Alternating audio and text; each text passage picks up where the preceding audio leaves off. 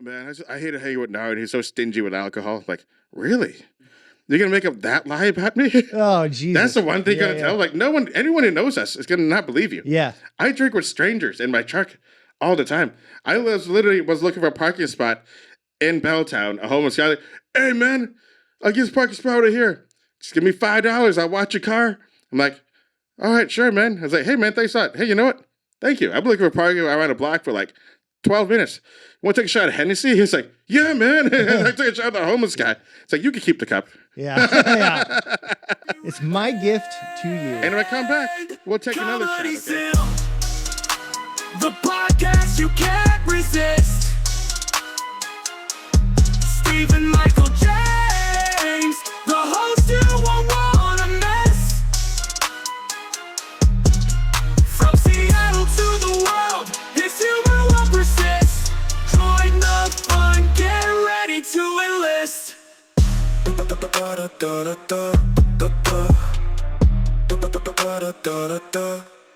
Spitting fire on the mic. Feel free to have sunglasses if you want. I know you got a prescription there. Just wear regular glasses. It's fine. Got my mic here. Yeah. Would you like to try this sour ale I got? Honestly, yes. I wasn't going to say, are we on right now? Yeah. We're just... Here's the reason why I wanted to try it, because there's an inside joke with me and my friends. A long time ago, there's a TV show called Obsessed. So it's about people having these weird obsessions. There's one guy on his show, he is obsessed with blueberry cereal. And it's a funny thing, me and my friends, this is a core memory, like me and my friends in high school. This one guy was so obsessed with blueberry, he had a song, and he's like, Frankenberry, die. Count Chocula, die. And he goes in every store around Halloween time and buys a whole shitload of blueberry. He has a blueberry clothing. He eats nothing. And you look at his garage, it's full of just blueberry cereal. He just he eats that when it's in season. So like when it's on Halloween time, he's just obsessed with it. And it's like, and then that episode stuck with me. So every year, me and my high school friends, one of my friends, we don't talk that often. We talk like maybe a dozen times a year. We'll text each other every time, fucking blueberries back. And that's all it is. Yeah. So when I saw it, I was like, oh, fuck yeah, I gotta try this. Yeah. Well, I don't. Cheers. I know. I wasn't even gonna drink, but yeah. Well, hey, we're here at the SMJ, the Michael James bar. We're not at the NAR bar, but right. That's good. You guys do a lot of drinking on the podcast, and you're mostly drinking liquor and some other stuff. And beer, we don't talk a lot about beer. It's kind of like gone down. It's kind of like what's happening with comedy now. Right. Beer is kind of falling out of fashion, but no, beer is a good healthy buzz. But I don't know. I just like tequila. I'm a tequila and whiskey guy. I really fucked with that. Whoa, that's a weird one. It tastes like, it reminds you of blueberry pancakes. It's blueberry and marshmallow tart ale. I'm legitimately going to text my friends out, dude, to have blueberry beer. Yeah. Like this, like I'm going to say this obsessed episode. Like it's on YouTube. It's like was that an MTV show? It's a VH1 thing. It's like I'm obsessed. I just happened to turn on one day, like, dude, this guy's obsessed with this shit, and it's like crazy. So then literally. So me and my friends, like, we'll go buy a box of blueberry, and it'll last like a while because I don't really eat cereal like that anymore. You know, I don't see cereal commercials anymore. You don't see that anymore. No, dude. So much, guys. This is Comedy Simp, the podcast. Thanks for joining me, Narin Vann, the man. Dude. Before we keep going, I just want to tell you, man. You just had a killer set tonight. Thanks, man. At the Apex, the El Cid show put on by JR Berard. Shout out JR Berard. Honestly, man, I've only seen you at like open mics. And so this is the first time I saw a long set. Yes. You killed it. And well, thanks, man. Open mics is for practicing. So everybody knows that you do so much for the comedy community. You're a producer. But I want people to know that you should not be known as a producer. You should be known as a great comic, because that was a hell of a set, man. And like, thanks, man. He really wants to get a spot on the show. No, not at all. I can get some spots if I want to get spots. It's for real, man. My best show is the farthest one from here. So yeah, my closest one is it's a little bit rough around the edges, but it's like happens. But yeah, no, comedy's fun. It's good. I like to be the scene what I want to be seen, to be the change that you want to see in a scene. Too many fucking open mics in every scene out there. Like I get it with every new comic. Like, let's go to Saturday open mic. No, you don't have a Saturday open mic. The reason why you don't play for free on Sunday to NFL. That's your big day. You know, the bar makes the most money on Saturdays, and you're not getting none of that. No, you need to do your fucking worth. And the thing is, like, I may pay like the guest spot a little bit, but like just a base, but you're getting way more after tips. And I know they're getting money out of people. You know, I work in sales, so. Dude, I get so much out of your podcast. Look at, I mean, just right now, you just spew the knowledge out for the people out there. I tell people, like even JR today, I'm like, hey, listen, JR, like here's what you gotta do: do a cheers in between every set, because every time you do a cheers, people are like, oh, that's right, I need a drink now. Then they do the cheers, and let's say they all just take a shot. Let's say like in a room of like 80 people and like 10 or like even like, 10%, 20% of these people drink. That's like $160, $200 to the bar right then and there. And they're going to drink some more. They have to stay now. Now they're thirsty and they want to drink more. Now they're hungry. Now to stay and watch the show. It all equals up. You know, up here in the Northwest, I feel like it's very much not it doesn't feel like a drinking place. You know? No. It feels like a weed place. Yeah. You know, and so I gotta follow what you're doing, man. Because I used to have so much fun drinking, and then it's like this generation is like we don't want to drink, you know. Before I forget, on our way here, by the way, it was pretty fucking far. Yeah. On the way here, there's a car that like spun out, facing the wrong way. There's a cop that pulled it over. There's a cop like in front of it. So I'm going this direction. A car is facing this way, and they like look like it hit the barrier, and a cop's like right there. I'm like, oh, that's weird. I'm going to drive around it, and as I drive around slowly, there's a guy. But his pants ripped up. He's running. Did you see that guy run? No. I saw this for real. I'm like, holy shit, am I witnessing a crime? Does this guy just run away from the cops? Also, why is the cop not chasing him? I wonder if he got in a fight with the cop because his clothes was all ripped up. Oh, man. And he ran and he slipped and he was coming back for his shoes. Then he started running barefoot. Then I stopped and he started running towards my car. Like, oh, fuck this. No, I need to get the fuck out of here. And I drove up like, oh. That was weird. I think I just witnessed like an assault. I didn't even know what happened. Yeah. Did he beat up the cop and run away? Because like there was no cop chasing him, but he was clearly like all in a scuffle. He was a big dude too. He was running. He slipped on the road because there's puddles out there. Well, we are in a very interesting area. This is Granite Falls, Washington. Yeah. I don't know if you heard of Granite Falls, growing up here, but I heard of Lake Steve was out the Granite Falls. It sounds like Granite Falls sounds pretty fucking far from everything. It is. Yeah, and famously, there was a Rolling Stone article in the early 2000s about Granite Falls that it was once the meth capital of the United States. Man, every city, every lady who lives anywhere. Yeah, that's their claim to fame. I know. Everybody tried. That's a badge of honor. Yeah, I know, right?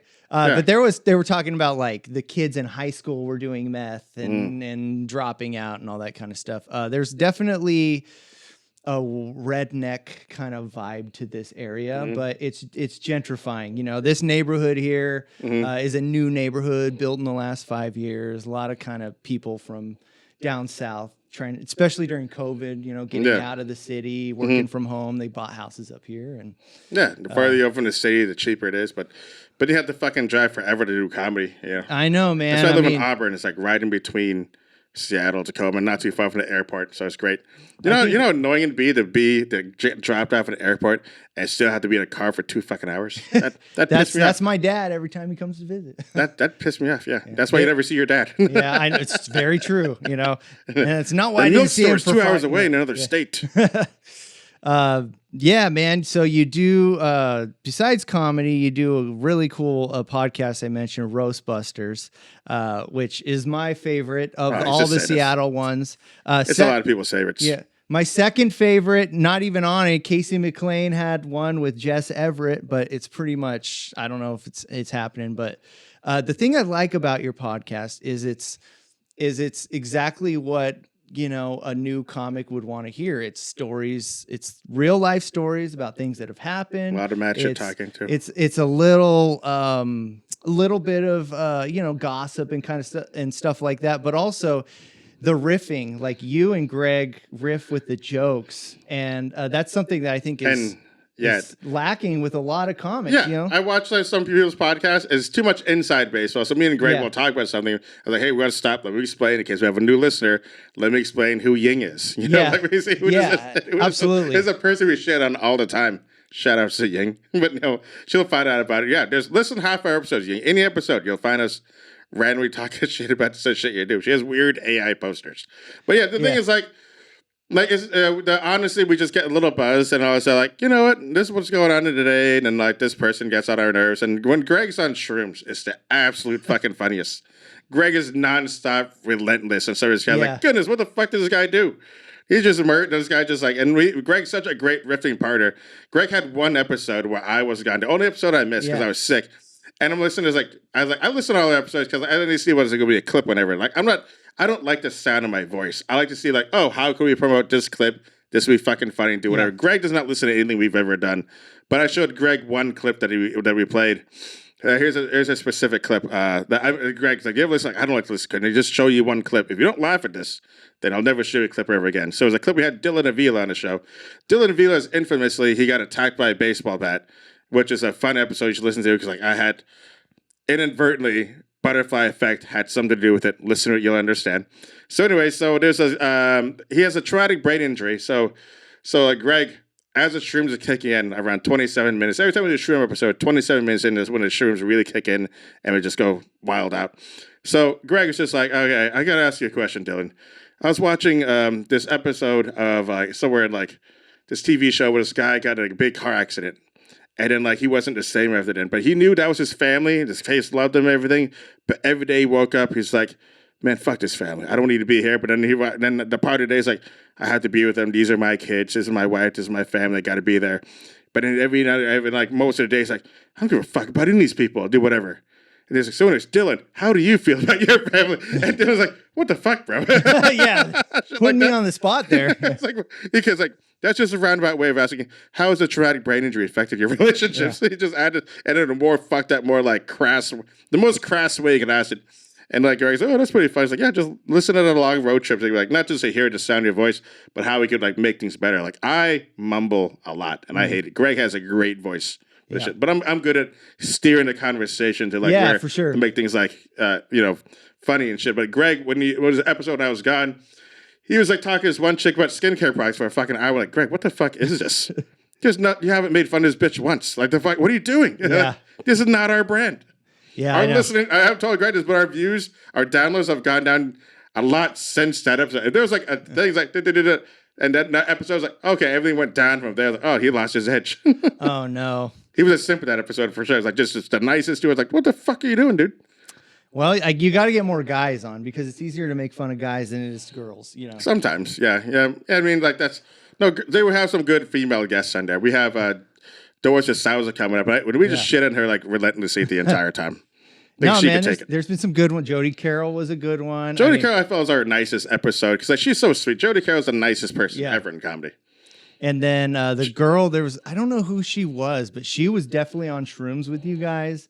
And maybe she worked at the club or something, but she was. Oh yes, she's a teacher. She was a great. That was a great episode. I was like, I don't even know who this girl is, and she's entertaining. I listened to that episode like my brain's all over the place. As we talked about my beef with this other comic, I get in beef sometimes, but really I do go out of my way to help out people. I go extend myself, but this guy burned my bridge a bunch of times, and he's mad. He's like, well, why won't you work with me anymore? And I said, because you're a dick to me, like.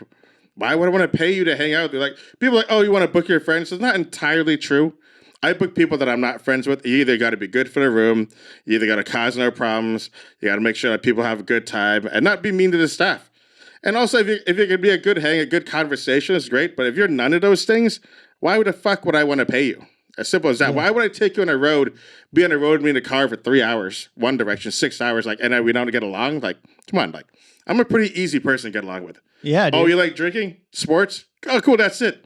Pro wrestling? You're in, dude. You don't even have to be a good comic. We just talk about pro wrestling the entire time. You can eat shit as my opener. You just drive. We could talk about Bret Hart the entire time. It'd be fucking great. Dude, I'm with you there. I mean, you're talking to a guy that grew up watching the early 90s, you know, the Hulk Hogan, Ultimate Warrior, Ted DiBiase, and then the mid 90s, which was the new generation, Bret Hart, Shawn Michaels, Diesel, new generation was awful. Kid, Goldust, you know, and new then of course, WCW you know, is better than a new generation era. The Attitude Era, and then it was kind of around the 2000s is kind of I dropped out. I started to get into music, but then I was so surprised. A better thing. There's more bitches in music. Well, I was so surprised on one of your episodes. You guys talk a lot about hip hop, and then you talk, and then randomly you were just like, "I like Korn." I was a new metal. I love Korn. So, how old are you, man? Like, I just turned 40. Okay, so we're the same age. Yeah, we are literally same age. Seventh grade, my favorite bands were Orgy and Korn. We also are Virgos, which is crazy. Yeah. August 25th. So it's.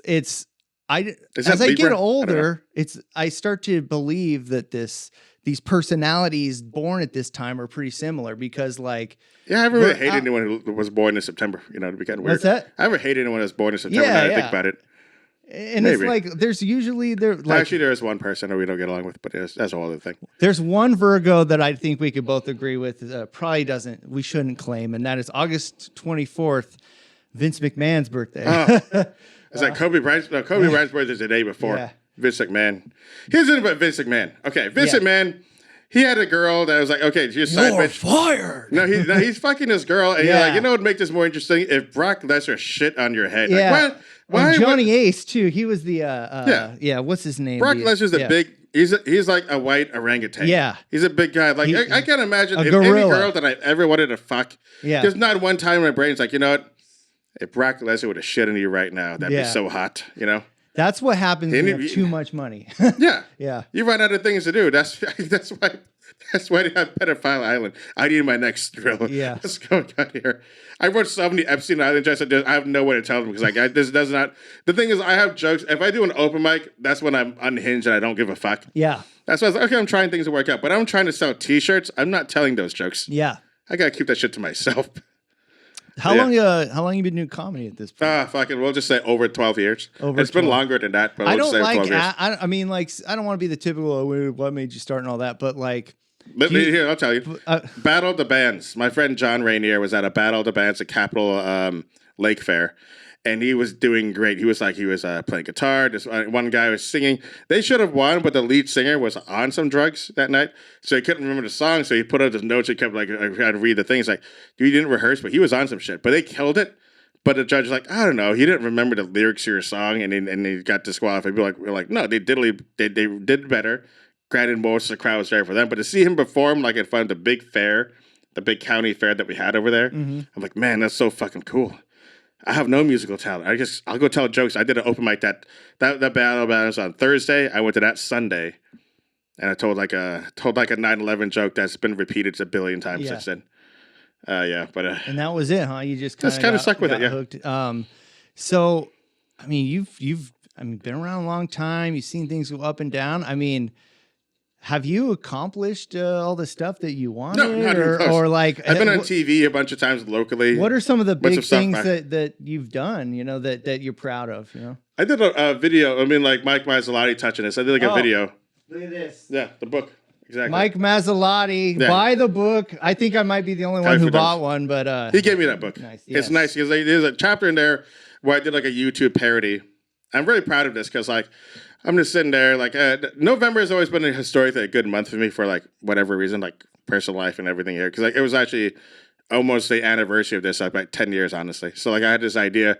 So what happened was like a lady walking around New York for 8 hours wearing black, and everyone just hitting on her. So people were like, "Hey, Ma, what's good?" And she's not saying a word. And guys are walking by her side, but she's like, "Oh, you look so beautiful. What, you can't talk to me? What's going on?" So like I need to do a parody of this. So my parody was like walking around Seattle while Asian. And it's just me walking around and people mistaking me for a different Asian guy. So there's just people just walking with, "Hey, David. Hey, David. Hey, David." It's like, I'm not David. Like, "Oh, you look just like him." And it's just that the entire time, but different variations, and it gets more intense. And that put us on King 5, like, and then put us like the local NBC. Then it put us on like a bunch of things that went viral. People shared it and it went cool. Opened up a bunch of doors for me. And I was booked for like a whole year straight. And then it showed like the power of the internet, the timing of everything.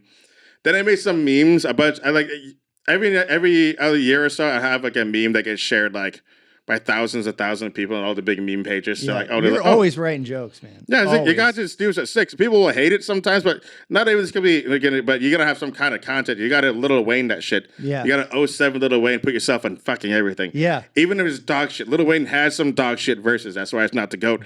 But he's putting his content out there, and so you gotta have content out there and stuff. Like I posted less in Facebook. Like, hey, you posted less today, so we'll give you less visibility. Well, one month when I was like in Asia, I was like every day, I was like, oh man, this is the most visibility I've ever had. They're like, I'm gonna go back to my normal sleep schedule. Like, hey, you're not working hard. It's like, you got to put shit out there. And whoever doesn't like your shit, they're not gonna be a fan anyway. So they let them leave. Let them go out the fucking door. Yeah. The people are gonna support you. Are gonna support you no matter what. Yeah, man. Did it take you a long time to kind of like feel that way? Because it seems like nothing in comedy seems to bother you at this point. Like. Nothing really. I mean, like I've seen like really offensive Asian shit, and we've seen like I've been seeing like some really offensive like really really really messed up jokes. Like, all right, we're just not going to work with you. I've been to Austin. I've been to Austin. Oh, like, that shit's crazy, dude. Yeah, there's so many slurs out there. So how many? That was what 2 years ago. You said you went, about 2 years. So that was like right at the cusp. The probably the tip of the boom. The Joe Rogan boom. And so what was it like? Going down there for you. I mean, at that point, you were like, I've been doing comedy 9 years. I already seen pretty much everything. You go down to this hot, sunny place. You ever been to Texas? That was the first time going to Texas. Yeah. Texas is crazy beautiful. Yeah. Also, they when it rains, it's like a monsoon for like 20 minutes and it just stops.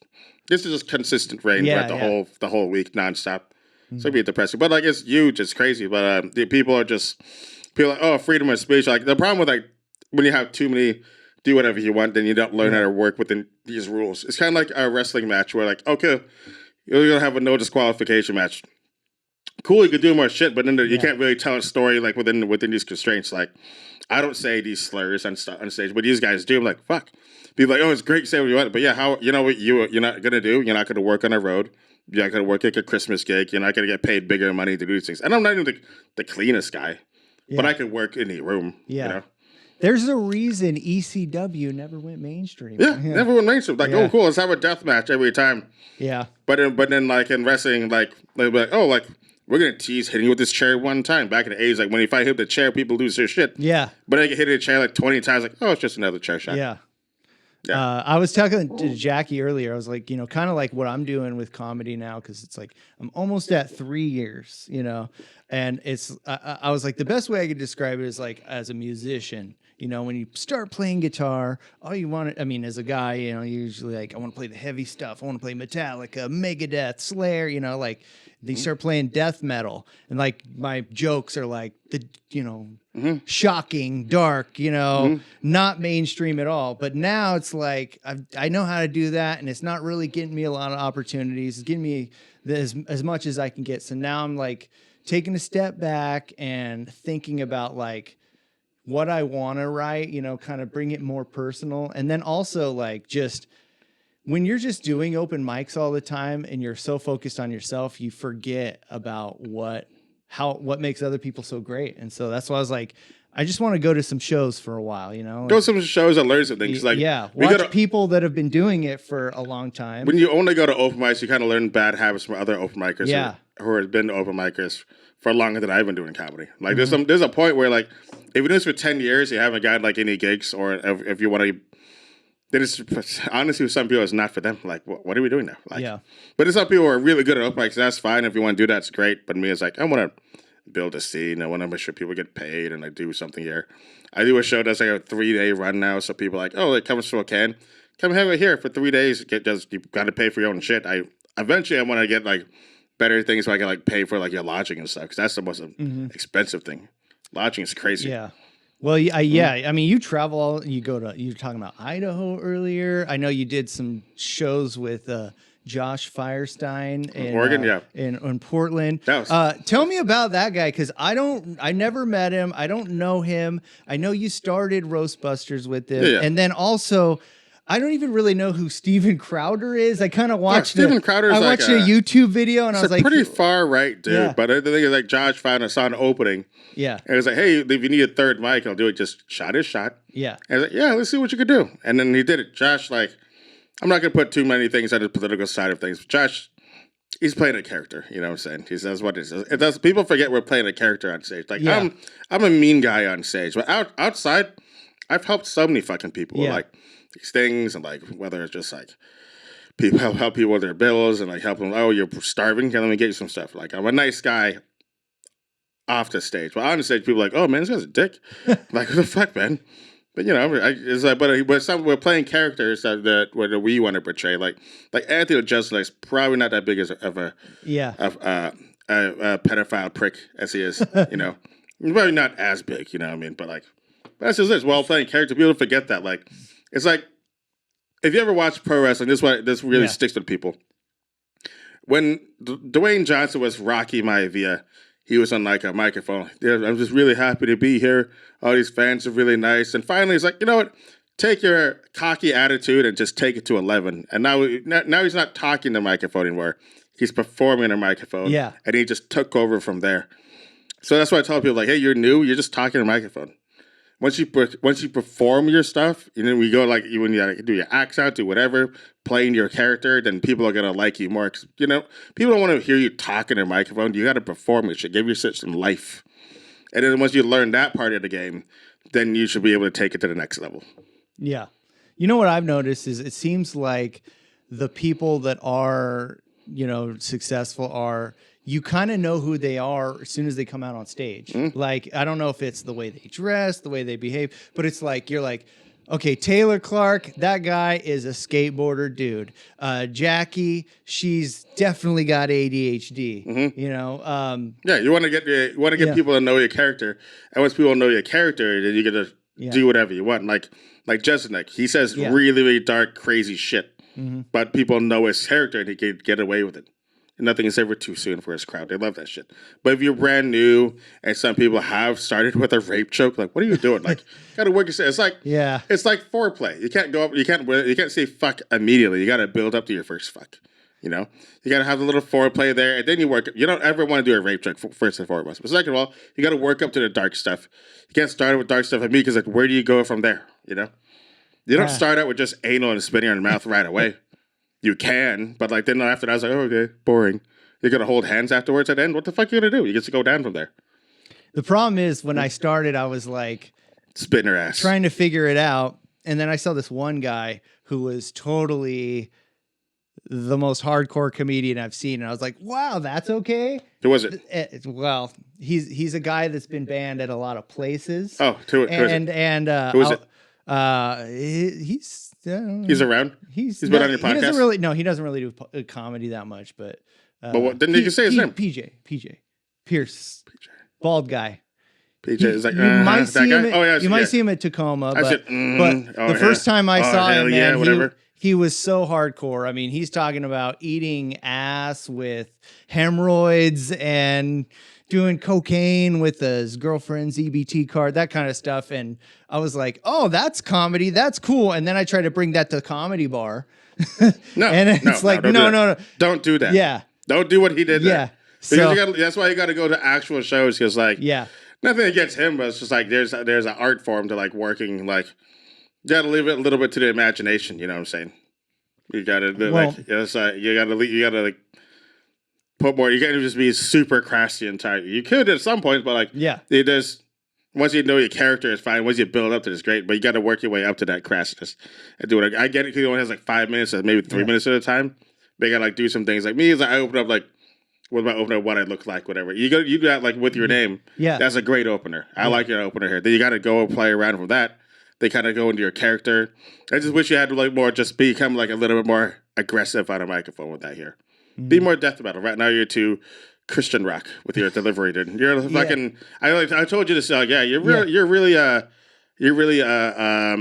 you said like a youth counselor. Yeah, and it's funny. I'm not religious at all, but I will tell you this, man. The first time I was at Sixth and Proctor, you were the host, and I did my set, and you came up and you shook my hand, and you were the only person that's ever done that. I'm nice to everyone. Honestly, that meant a lot to me because like I was still new and like only a year in there, and it kind of gave me like kind of a confidence. There's some people I've shaken their hand and I regret it. There's one guy, Ben Beckett. He got off stage and he cried. And I'm like, hey man, are you all right? It's like, I went up there and just bombed.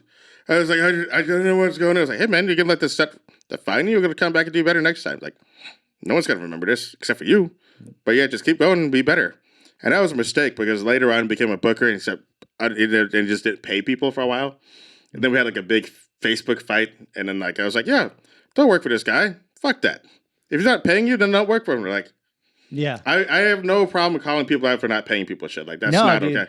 And you, that's one of the things I admire about you is that you speak out online. I've seen you on the comedy complaints and. Also, what's his face? What's his name? The big weird pedophile guy. What's his name? I called his ass out too. People were afraid. There's one guy that I never knew him, but he had been like arrested or something. Dupree Lee, yeah. And here's a guy. We don't like pedophiles. Yeah, no, we're not people. Fans. Like I was like, because basically he this one girl was like she's being creeped out, and so like she looked her up like, oh my gosh, she's a pedophile. Like, what the fuck? It's like, oh, you just call him back. No, I'm afraid he'll do something. No, I'll call him out then. I'll call him back. It's like, what's he gonna do to me, dude? He's gonna get physical with me. I'm too old. I'm like 3 times the age of the person. You know, he's a fucking weird guy. But the crazy thing about him, like, he got caught up because he was pawning his laptop. He's like, yeah, I gotta just pawn his laptop. And of course, he looked inside the laptop. It's not child pornography. Like, oh, that's my roommate. So I'm like, dude, first of all, you're a dumb pedophile. Yeah. Erase that, dude. Fuck. Yeah. Yeah. I don't get it, man. I mean, as I get older, I like older women. So yeah. I just don't get the whole. Like one of my some people are jokes, broken inside. Yeah, this isn't like my normal set. One of my open mic sets was like, hey, I don't understand how you can be a pedophile. Like, there's midgets. I mean, that's illegal. Yeah. That's a legal child looking like thing, and they could work.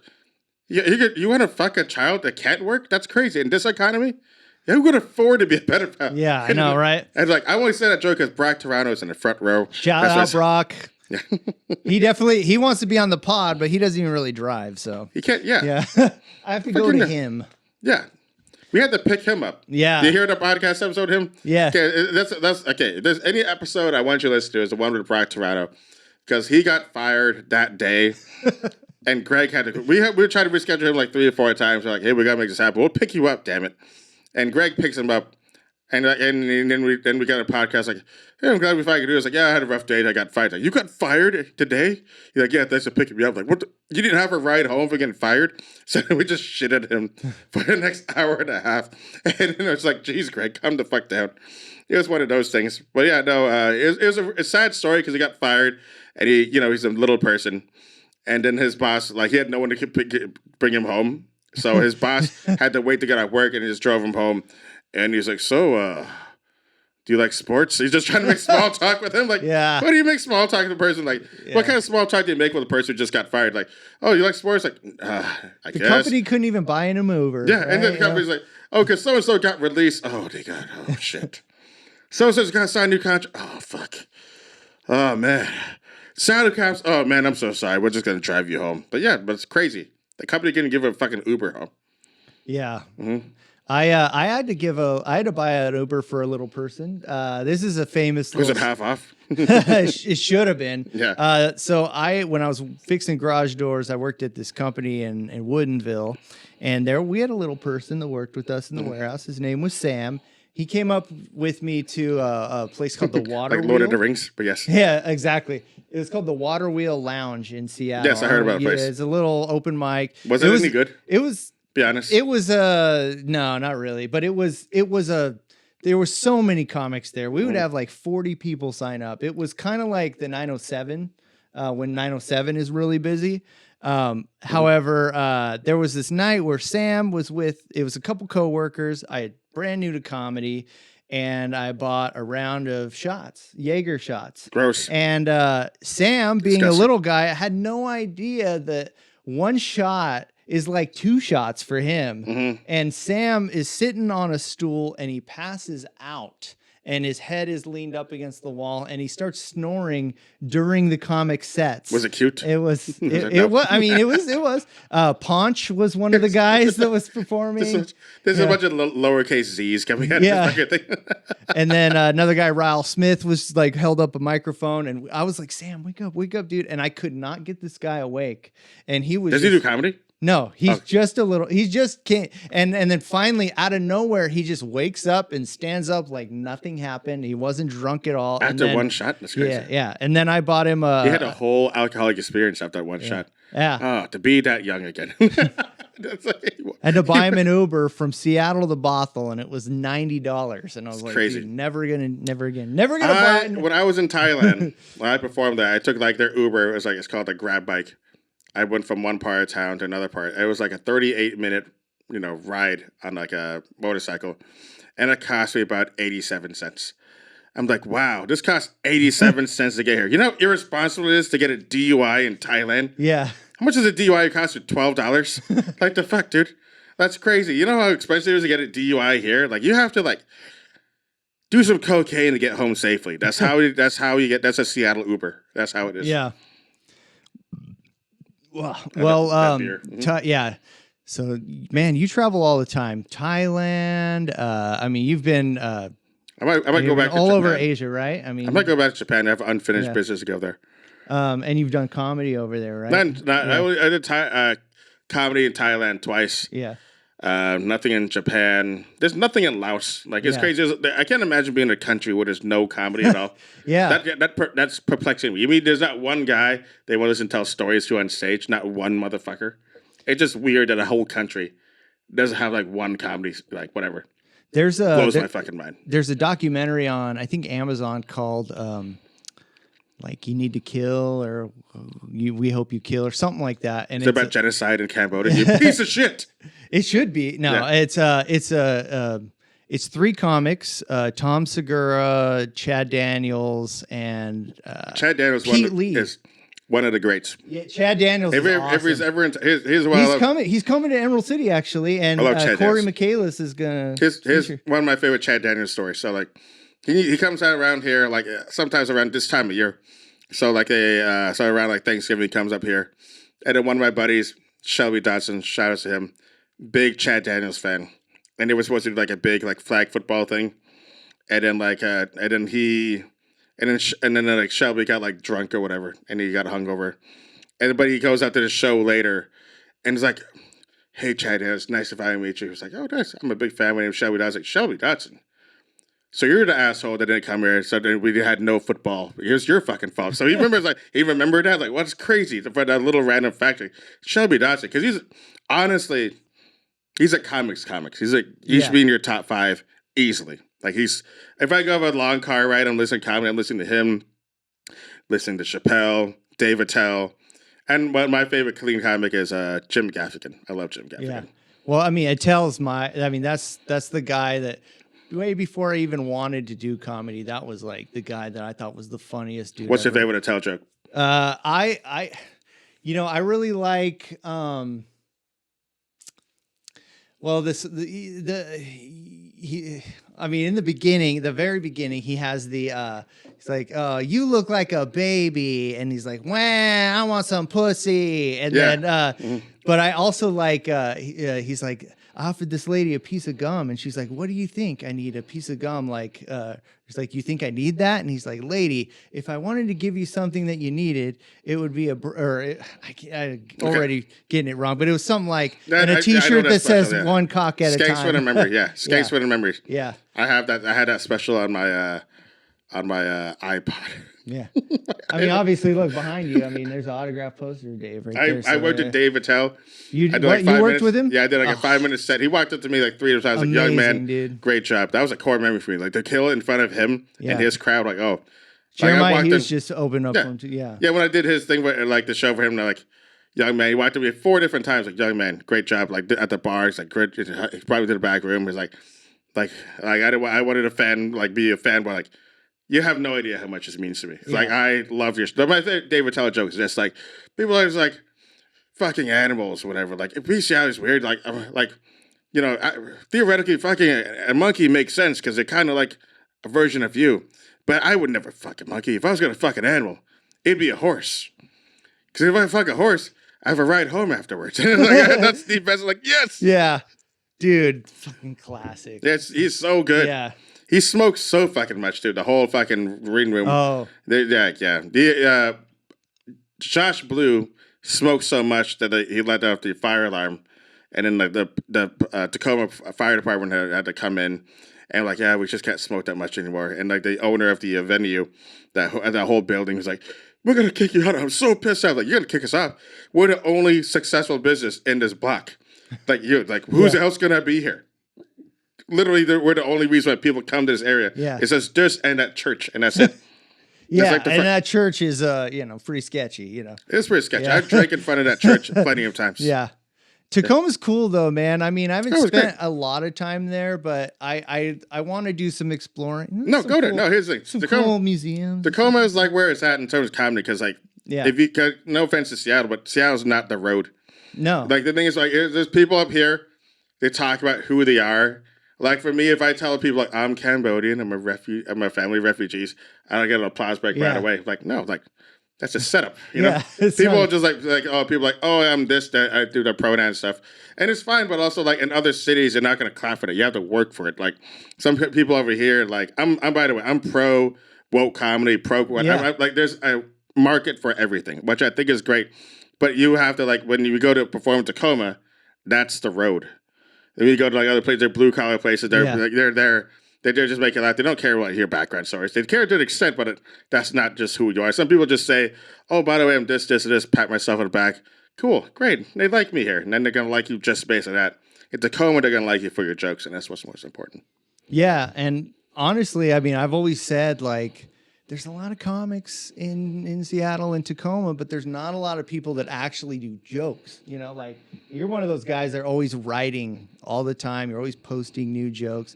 How much have you feel like you've changed?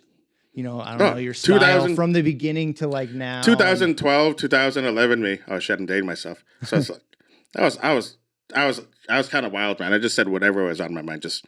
Whatever stuck. I was just like, fuck. I was just really pushing the boundaries a little bit. But today, like, I just kind of put it down. Like, I do swear a little too much on saying. I think I say fuck more often than most comics at like my level, Mm-hmm.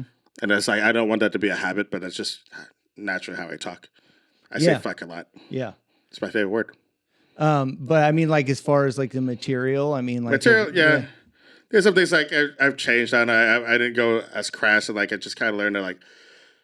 I've become like a better writer. Of course, I've like have like better like word economy. Word economy is important too. You want to get to the setup and punchline. Some people like do this. They kind of go all different ways. They just do weird sounds. Too many words. I always say that people have too many words in their jokes, but they don't want to listen to me because I'm a new guy. So yeah, it's hard to tell people. And I always like look for tags. I mean, it's like okay, how could I find this one idea?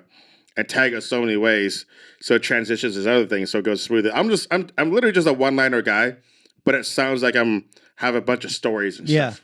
I find a way to like make them connect to each other. And so to me, it's a choose your own adventure book. I always open it the same way, what I look like, whatever. Do a bunch of stuff in between, just go different directions. Like I didn't really talk about drugs as much as I normally would because I was like, oh, older white crowd, Everett, doing whatever. Like I'll talk about family stuff, relationship stuff. But then, like another set, I'll talk about drinking more or whatever. Like you gotta find different ways.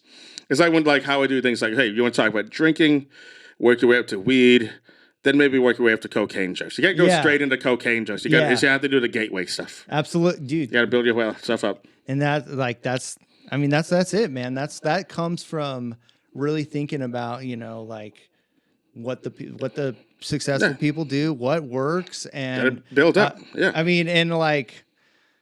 I don't want to say his name because you say his name on every single one of your podcasts. But there's a guy who is like, he posts all the time and he says stuff like, I have 15 minutes of clean stuff. I have 15 minutes of dirty stuff. I have 15 minutes of PG-13 stuff. And that's another thing I took away from another comic. I was like, that's what I need to do. I said, now I have my rated R stuff, but like, I've done some of that stuff at breweries, and it's not gone so well. Dude, I did a show where I was like, okay, I walked around at this thing. I walked up to the room. I was like, okay, I'm opening for this TikToker. She's I know this is it's pretty much all women crowd except for like maybe 3 dudes. Like, okay, fuck. Like, I changed my perspectives. Mm-hmm. I got to make fun of dudes more because that's what I like. Yeah. I just can't make fun of because there's I can make fun of like red flag women. That's what I do. But like, oh, this crowd's not going to like that at all. Because they're going to be, oh, you would hate women. Like, no, I don't. I'm just making fun of these girls in my life.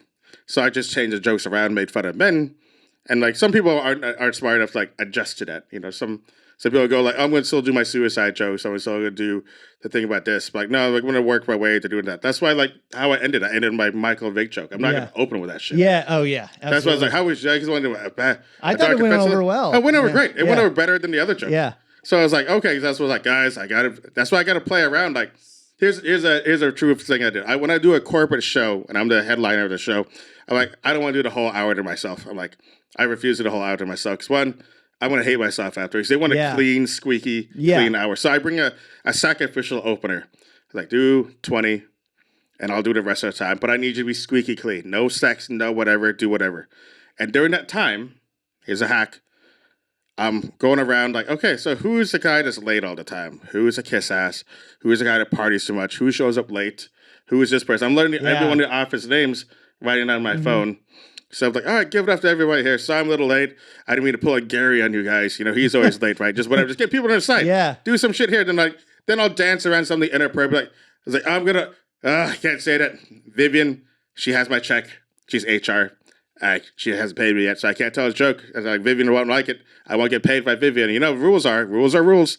And like, whatever. And people are getting drunk, and all of a sudden somebody's like, just fucking say it. Like, gloves off. There we go. Then it's like grand slam after that. So it's just all about building rapport, just watching the room, see what they do. So and that's why when I watch a show, like I want to see how people are doing in front of me. It's like, oh, should I touch on this material? This material didn't work for the next person. So yeah, I had somebody from my work. They were like, yeah, we're going to be doing a Christmas thing, and we know you do comedy. And I was like, no, don't take it if you're not ready. I know some people. No. I know. Especially my own company. I wouldn't. Yeah, don't do that. No, make company jokes. You could do that for sure. Like make it squeaky clean company jokes. So just make it all company jokes if you're gonna work for a company. Don't do any of your ever written material. I have so many jokes about life insurance that I've never told on stage. Yeah. But people who sell life insurance, that's so fucking funny. Like, yeah, to us. And no one's gonna give a fuck about life insurance. Yeah. You said a little bit. Some of your stuff's about dating. I mean, now you're 40. Did you ever get close to any sort of serious relationships? I mean, close to marriage, anything like that? I mean, it's like I have some on and off relationships. Do you have any desire for that in the future? There's some times where I get asked this like I do go out a lot. I'm not an easy person to date, and that's just me being honest. Because sometimes like, hey, you know, I'm gonna be gone the next X amount of days to do this stuff here. There's been some close cases where I'm like, all right, you know, we're kind of been dating for a while, but never anything like official, kind of things. And there's sometimes I wonder. Honestly, I'm a hopeless romantic at heart. I'm like, hey, let's go do some cute shit. Let's go to a pumpkin patch. Let's go do some cool things. Let me take you to another country. I can afford this. I got good money. But then outside of me, it's like, oh great, the only stress in my life is coming from you right now. You know, there's literally those times where like, oh, life's going good. I got this good show to like, oh great, what are your fucking problems you got to tell me about here today? And like, oh, cool. This is you're telling me another self-made problem. Oh, great. There's another thing. And like, okay. Then finally, like, I need my peace. You know, I like my peace. Yeah. There's some girls in the past who are like, oh, this is going great. Then also I was like, you kind of just ruined my peace, my downtime where like, it's just annoying, you know? Mm-hmm. I know that sometimes you got to overcome it. You got to do, but there's sometimes like, I just don't want to, you know? Yeah. Well, I mean, you never know. I mean, you got plenty of time. You know, it's you sound like the opposite of my parents. Well, like, you're lucky. Get married now. No. I mean, it's in a way I envy you because you're doing a lot of traveling and stuff like that. And I know we're running close to your time. We want to get out of here. How did the minister thing happen? I mean, are you a religious guy? I was priest or minister. What's the efficient? But I say priest or minister. You got to say it either way. Yeah. This is my go-to line. I never tell anyone I'm a priest or minister or whatever. So there's one girl. Me and her were the go-to line. I had her hooked. It's just a stupid line. My friend's like, "Hey, this is my friend Narin. He's a comedian and he's a priest. He marries people." I was like, "I don't ever tell anybody about myself. I'd rather like, you know." And then like I never brag about myself, whatever. So this is the dumb line that got her hooked. He's like, "You're a priest. So what are you? Like a priest or a minister?" It's like most people call me father, but you could call me daddy. And it worked. And it's like, oh my god, it was so bold. But I was like buzzed, and it just worked. Like we had a thing for a while, but then after a while, it just didn't work out. Yeah, we cool now, but it is what it is. Well, I always show people your photos. You know, you have photos. I'm running out of ideas. It's hard. Yeah. I hard. mean, yeah, that's great. I mean, what made you want to do? Did you just my have sister friends? My sister asked me to do her wedding. Yeah. And then you just fell into it. And then she was like, yeah, I could do it. Like, I already have my closer joke I'm going to do, some things I'm going to do, because I know her and her husband. I know them very well. He's my brother-in-law. He's been my big brother for a long time. You know, for like even like probably like 25 years, he's been my big brother. So like I know him pretty well. So like I was like, I'm gonna make this fun and personal. And then like the next week, my other friends, hey, can you hire me and do these things? They never paid me, by the way, that one. But I was like, okay, I'll just get my feet wet, do whatever. Then the people like word of mouth got going around. Oh, he did such a good job. Their wedding, let me hire you for me. Then just kept going on. So I made like there's like maybe 4 or 5 circle of friends and one family that I married. Like just a big web. Then NBC saw what I did and they picked me up like, hey, let's talk about some of the weddings you've done. And they put me on, and then I got the only fucked up thing about that was they put my name on a thing as Narin Vann, Nartin. Like fuck, oh shit. Then I call my connect and I King 5 NBC like, hey, just so you know, you guys messed up my name. It's like, oh shit, I'm so sorry, Narin. It's like, oh man. And then this one lady, I did not want to do a wedding in Bellingham. It's too fucking far. I'm like, I'm not going to do this wedding. It's like, oh, I don't want to do it. Like, this lady messaged me out of the blue. It was like, hey, I saw you on Evening Magazine a long time ago. When I saw you on the news, like, there's nobody else I want to have married than you. Like, I've been thinking about our day. I didn't know who else was going to marry today, but I knew you were the guy that was going to be the one to do it. I'm like, oh, fuck, man. Of course I'll do it. You know, it means the minute she opened with that, like, I saw you years ago, like, and my brain's like, nah, bitch, I'm not going to Bellingham. But she's super sweet. She's cool. I did a one-on-one, like, I'd like to do a Zoom meeting where I could, like, say what it is. And then her husband and her fiance had a DMX thing. It's like, oh, I'm 100% doing this there. You know, I'm doing this 100%. And they were really cool. I did a far wedding, and they're like, hey, you want a drink? We got you a bottle of this. Like, I can't drink and drive from Bellingham to here. That's too far. Yeah. I mean, you're not really a casual drinker. You're kind of more of a gotta party on, man. I'm not a casual weed smoker. That's for sure. No, man. Like literally today, the thing came up in my feed today was like, there's one person I had a falling out with. Just one girl. She hated me because like she had hated my other friends. I just got rid of me by proxy. Then one day she made a post, and our mutual friends saw. Our one mutual friend saw the post. She cut off everybody that's associated with me from her. And then basically, even when she was at a wedding one time, she yelled at me. And I was the priest at that wedding. I'm like, what? You're yelling at me? It's like, you're mad at someone else. Like, you fucking betrayed me. I'm like, you're yelling at the priest right now. I don't look crazy. You're yelling at the priest. Like, I'm chill. All I said was hi. It's like, you fucking told me. I was like, I didn't say that. I just chose the friend who didn't do anything wrong. And you cut me off. But anyway, so she made this post like, oh man, I hate to hang with Narin. He's so stingy with alcohol. Like, really? You're gonna make up that lie about me? Oh, Jesus. That's the one thing you're gonna tell. Like, anyone who knows us is gonna not believe you. Yeah. I drink with strangers in my truck all the time. I was looking for a parking spot in Belltown. A homeless guy, like, hey man, I'll get this parking spot over here. Just give me $5. I'll watch your car. I'm like, all right, sure, man. I was like, hey man, thanks a lot. Hey, you know what? Thank you. I've been looking for parking around a block for like 12 minutes. Want to take a shot of Hennessy? He's like, yeah, man. I took a shot of the homeless guy. It's like, you can keep the cup. Yeah. It's my gift to you. And if I come back, we'll take another shot, okay? Just don't break in my car and steal his Hennessy. Yeah. Belltown. Yeah. No, I haven't done any comedy. Well, I actually kind of did. Oh, Hereafter. Rest in peace to them. Yeah. Like, Hereafter. I did that once. Not a very good set, but I saw Doug Benson there have one of the worst sets ever. Too bad. Doug Benson messaged me personally on Twitter, and a great show. It was cool because he messaged me like, "Oh, this is a big deal." He messaged me personally out of the blue. He was like, "Hey, what you do this?" Also, he didn't pay me for that show. That was weird. I'm like, okay. He's like, are we getting paid for this? Like, no, he just took all the money for the show. Like, all right, he probably needs it, but it's also cool. I mean, I get the story that he DM'd it, but also fucking give me at least $50. You cheap bastard, you know? You are rich, man. You were on Friends, at least a guest episode. Yeah, at least on Friends. Roastamania, how are you involved in that? Did you start it? Or me and Josh started that here, so we're like, what you call this Roastamania? It was his baby. He got it in with the club, did all these things. I like to do like roast battles where like A lot of people just do straight up roast battles, and the problem with that is too inside baseball.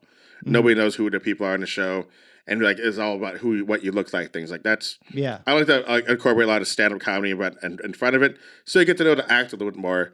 And me, I'm a good liaison between me and the audience. Them and the audience, so like I'm just anytime a joke bombs or whatever, I'm there to pick it back up and like make fun of things. Like, I'm a really good roaster. Yeah. You know, I get called that a lot. People like me as that, but I'm a very beatable guy. I mean, look at me. Like I'm a big head. I'm brown.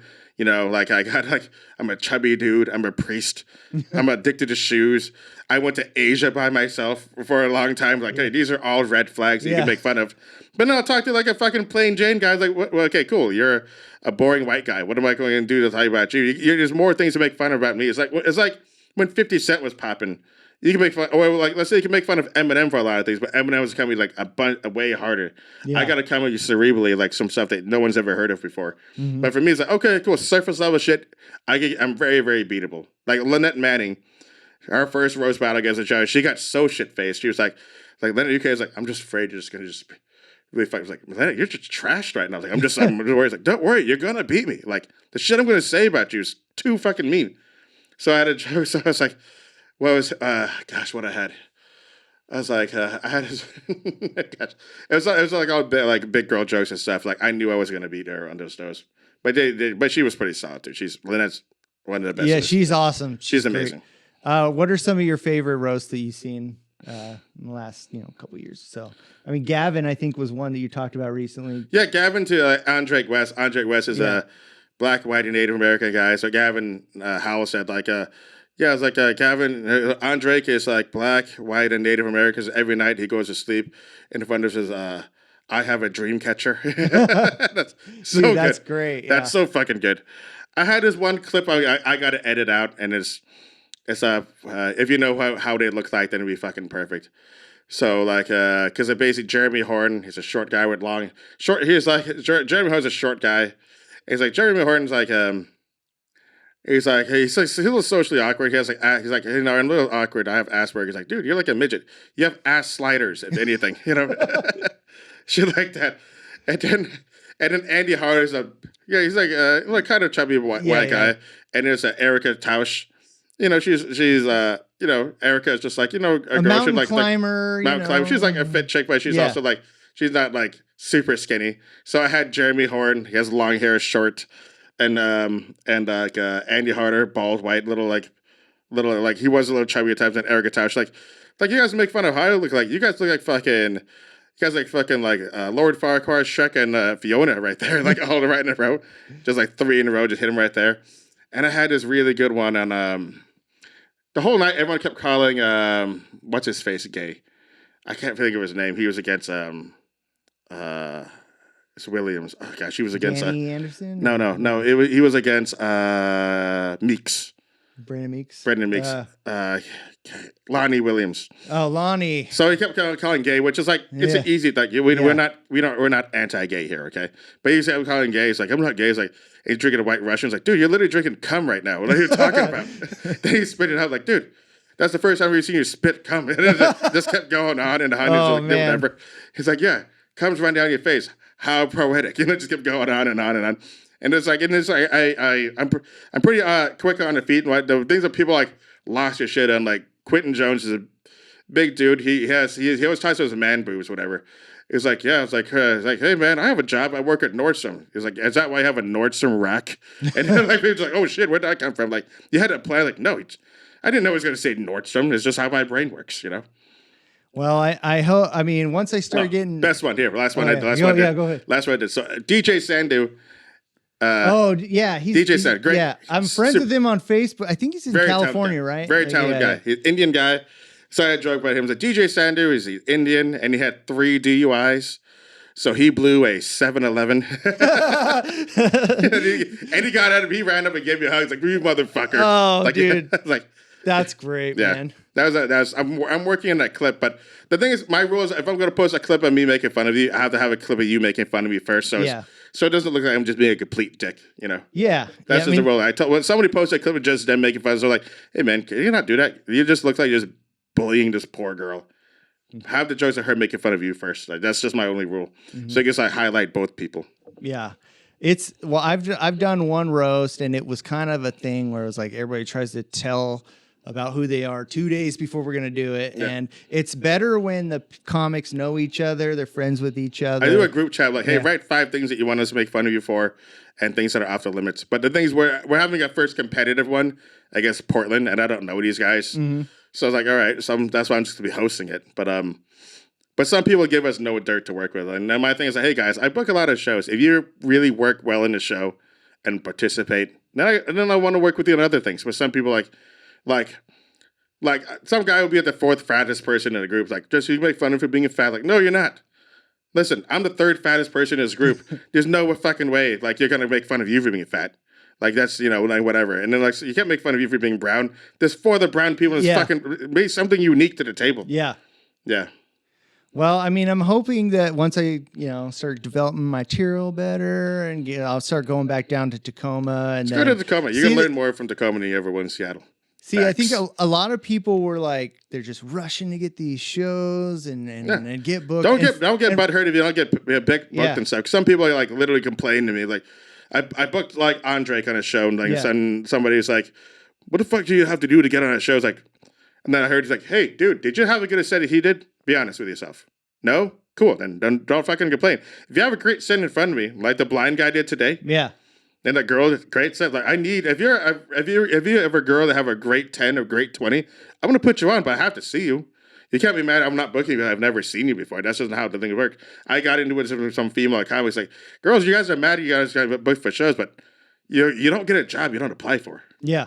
You apply for the job. Here's a video. Is the video good? So people send me some god-awful videos all the time. Like, I like you, but you're not a good fit for what I'm trying to book here. Like, who's your demographic here? Me? Yeah. People like roast jokes. I like relationship jokes and drug jokes. Partying jokes, political stuff. But some people I watch and say like, who is this for? Yeah. Who the fuck is this for? Who's laughing in the audience? Yeah, and that's a big like I gotta remind people like, oh cool, like all your jokes about how you want to fuck guys. How am I gonna book you in Puyallup? Or like is Puyallup really want to hear you about how many guys you want to fuck the entire 10 minutes? No, that's not how it works. Yeah, like I'll book you in a Seattle show if I have one. You're gonna be perfect for that room, but I'm not gonna put you in a fucking redneck room or a fucking Lions Club or whatever the fuck they have, whatever yeah. Bears Club maybe, but no, that's different. Yeah. Again, this is all just me spitting game. Like I have like Cambodian comics come all the way across the country to do this like a Southeast Asian show, and they eat shit because it's like they don't work that hard. Like they do like this show maybe 4 other shows a year, and they're like, oh wow, why can't my hacky Asian jokes that I do on TikTok work in this live crowd? It's like just like you're a TikTok comedian. You're like you're not an actual comedian. You didn't really practice your 20 minutes or 10 or 30 or 45, whatever. So people are just like, oh, I can edit myself doing funny things. Yeah. You should book me on a show. I was like, no, that's not comedy. You can't edit your shit live. Yeah. Yeah. And there are some comics that are touring right now that are exactly doing that. The only thing that matters more than things is that you sell tickets. Yeah, and if you sell tickets, that nothing else matters. My wife was just telling me, it's like she texted me this picture of some guy from 90 Day Fiance does comedy. The guy with the no neck? What's that? The guy with no neck? I don't know. No, it's a different guy. Oh. From another country, and he's coming to Emerald City. And I'm like, okay, well, cool. I'm gonna ask he probably sells tickets because he's on TV. I'm gonna ask, like, hey, can I open for whatever TikTok star is? So I'll bury them. Yeah. I like, oh, cool. Then people are like, oh, wow, you're better than the person that doesn't do comedy. Oh, no fucking way. That's crazy. Yeah, and follow me, buy my shirt. All that. Buy my shirt, buy a sticker. All right, dude, I got to get wrapped up, for sure, man. Thanks again for coming out. Yeah. People want to follow you. It's at Narin Vann. On everything. On everything. And then TikTok is NarNar1738, but you'll just go to narinvann.com. ROASTBUSTERS. More active podcast. At Instagram and Facebook. And any big shows coming up that you want to talk about? This will be posted in like a week or so.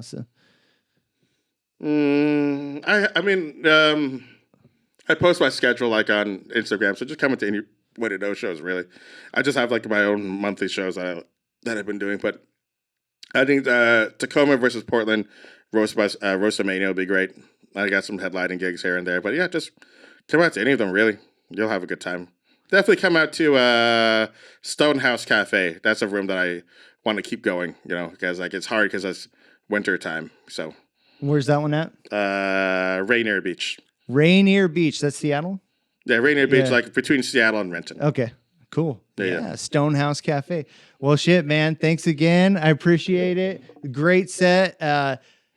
Any comics that want any advice, this guy's always open for that. But also, he's just a great comic. I'll be very... And book him because he not only because he books other people, you should book him on your show because he's hilarious. So thanks again, Narin. And it's going to be a long drive home, and I appreciate it. For sure. Thanks, man.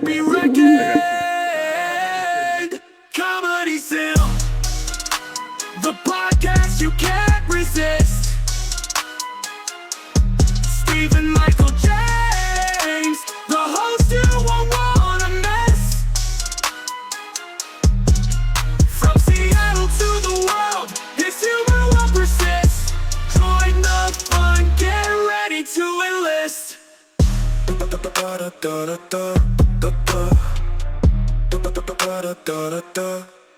Spitting fire.